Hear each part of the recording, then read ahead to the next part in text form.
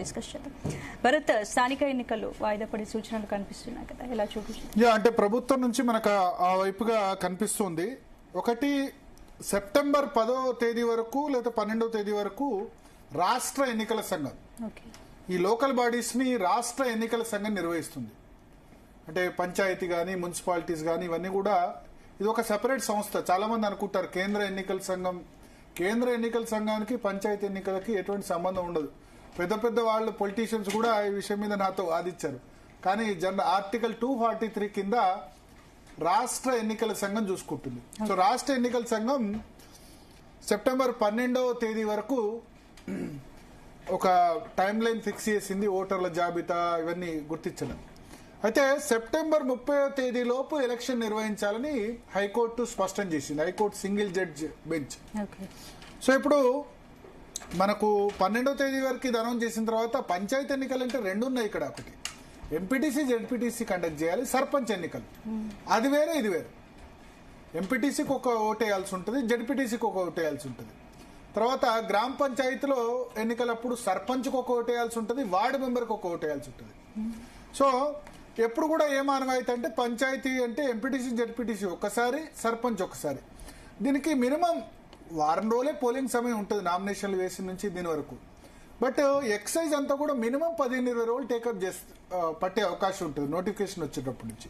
So 15వ తారీఖు notification వచ్చినా అయితే ఎంపీటీసీ జెడ్పీటీసీయో లేదంటే సర్పంచ్ ఎన్నికనో ఈ రెండిట్లో ఏదో ఒకటి మాత్రమే కంప్లీట్ చేయడానికి అవకాశం ఉంది, రెండు కంప్లీట్ చేయడానికి అవకాశం లేదు.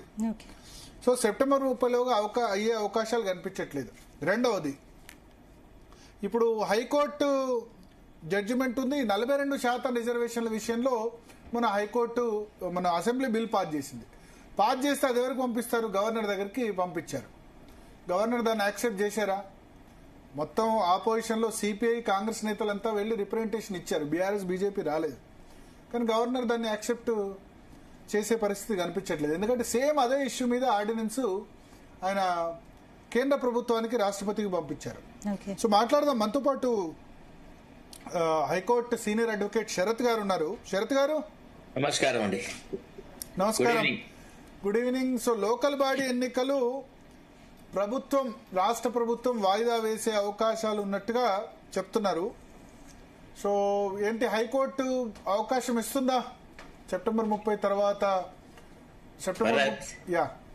ఈ ఆర్డినెన్స్ ఎప్పుడైతే గవర్నర్ కు పంపించారో, ordinance, I'm not talking about the bill, ordinance, అప్పుడే నేను చెప్పినాను పంచాయతీ ఎన్నికలు జరగవు, ఇది వాయిదా వేయడం అంత పెద్ద ఇష్యూ కాదు, అదేం పెద్ద బ్రహ్మ పదార్థం కాదు, ప్రభుత్వానికి ఇప్పుడు వాతావరణం అనుకూలంగా లేదు, ప్రభుత్వం ఎంచుకున్న విధానం చాలా లోపభూయిష్టంగా ఉందని చెప్పినాను. ఇప్పుడు ఆల్మోస్ట్ మళ్ళా మేము ఏది ఊహించినామో గదే స్థితికి వచ్చినారు.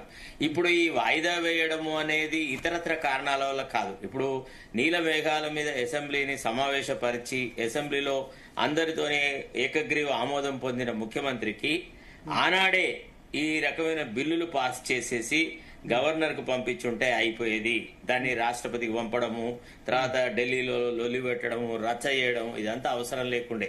అనవసరమైనటువంటి వ్యయ ప్రయాసలు. ఒక రకంగా ఏంటంటే ప్రతి అంశంలో రాజకీయం చూసుకోవాలి, రాజకీయంగా మనకు ఉపయోగపడాలి. బీసీలు బీజేపీ వైపు పోవద్దు, లేకపోతే బీఆర్ఎస్ వైపు పోవద్దు, కాంగ్రెస్ కు గుత్తాధిపత్యం ఉండాలా అని ఒక తుచ్చమైన ఆలోచనతో ఈ వ్యవహారాలు ప్రొసీడ్ అయినారు తప్ప బీసీలకు 42% రిజర్వేషన్ ప్రొవైడ్ చేయాలన్నటువంటి నిజాయితీ గల ఆలోచన జరగలేదు.